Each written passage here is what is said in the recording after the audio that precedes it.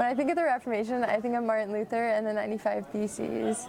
Martin Luther nailing his 95 Theses onto the door of the Catholic Church. The Reformation to me signifies religious freedom. What I first think of is the splitting of the church. The first thing that I think of was about women's responses to the Reformation. Anne Askew, who was a martyr, or Luther's wife, who was like an ex-nun. Okay, talk about. So what's the question again? Anything you think of when you think of the Reformation and its significance. Martin Luther, John Calvin. The school here, right here.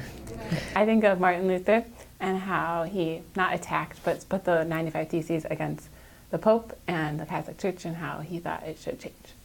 When I think of the Reformation, I think of trying to get back to the core of Christianity. I feel like, not to go against Catholicism or be angry or anything like that, but we kind of pulled away from what it was meant to be, just a personal faith for all of us. No indulgences, no paying money, nothing earthly being involved, just us, our hearts, and God. Primarily, I think grace. The idea of grace came back into religion, back into the world. There's an author I love, Robert Farrar Capon. My favorite quote of his is, if you are to be free, then you have to take your Christianity neat.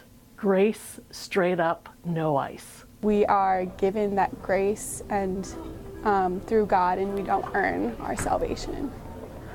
This is reassuring to me personally because I'm a doer, and so my tendency, my fallen tendency, is to think that my deeds are what redeem me. The Reformation reminds us that it's God's intervention and God's gift to us in the form of Jesus Christ and the grace that comes from Jesus Christ that redeems us, and there is nothing that we do to earn that generous gift of God's grace.